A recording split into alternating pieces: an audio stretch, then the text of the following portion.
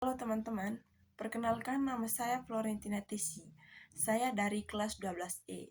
Jadi tujuan pembelajarannya adalah peserta didik mampu memahami makna keberagaman dalam masyarakat sebagai anugerah Allah, membangun dialog dan kerjasama antar umat beragama, dan berkepercayaan serta berperan dalam pembangunan bangsa Indonesia sebagai perwujudan imannya dalam hidup sehari-hari di tengah keluarga, gereja, dan masyarakat.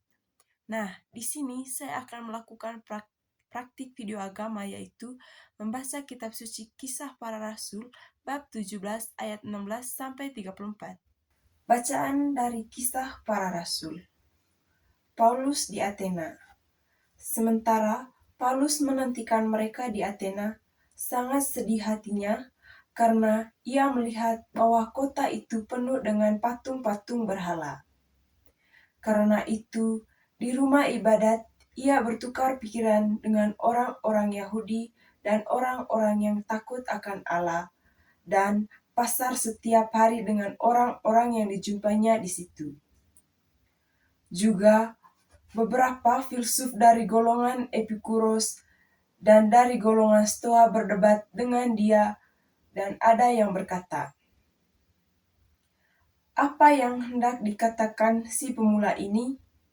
Namun yang lain berkata, "Rupa-rupanya ia pemberita ajaran ilah-ilah asing, sebab ia memberitakan Injil tentang Yesus dan kebangkitan."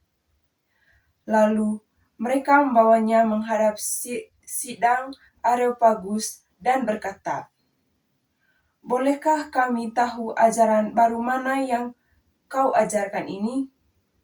Sebab engkau memperdengarkan kepada kami hal-hal yang asing.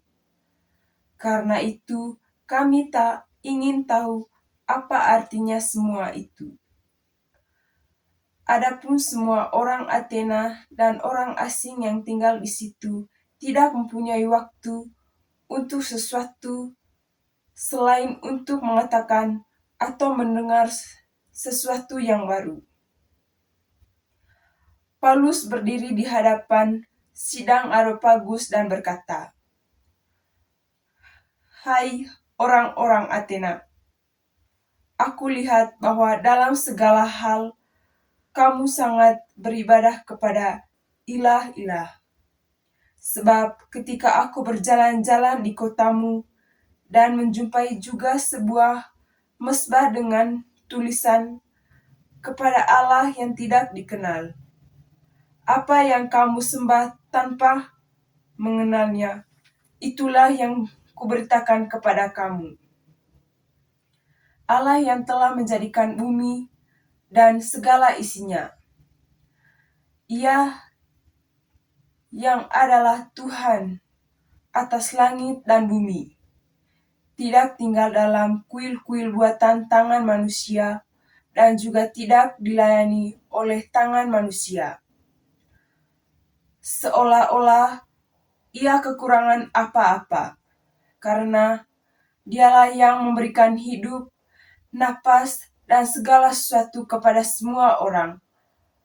Dari satu orang saja, ia telah menjadikan seluruh umat manusia untuk mendiami seluruh muka bumi, dan ia telah menentukan musim-musim bagi mereka dan batas-batas kediaman mereka, supaya mereka mencari Allah dan mudah-mudahan mencari-cari dan menemukan Dia. Walaupun ia tidak jauh dari kita masing-masing, sebab di dalam Dia kita hidup, kita bergerak, kita ada, seperti yang telah juga dikatakan oleh pujangga-pujanggamu. Sebab kita ini keturunannya, karena kita berasal dari keturunan Allah, kita tidak boleh berpikir bahwa keadaan ilahi serupa dengan emas atau perak atau batu ciptaan kesenian dari keahlian manusia. Tanpa memandang lagi zaman kebodohan, sekarang Allah memberitakan semua orang di mana saja untuk bertobat. Karena ia telah menetapkan suatu hari ketika ia dengan adil akan menghakimi dunia oleh seorang yang telah ditentukannya. Sesudah ia memberikan kepada semua orang suatu jaminan tentang hal itu dengan membangkitkan dia dari antara orang mati.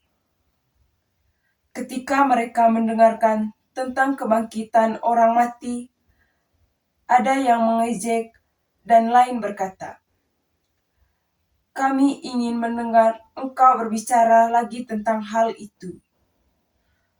Lalu Paulus meninggalkan mereka. Namun beberapa orang menggabungkan diri dengan dia dan menjadi percaya. Di antaranya juga Dionysius, anggota majelis Areopagus, dan seorang perempuan bernama Damaris, serta orang-orang lain bersama mereka. Demikianlah sabda Tuhan.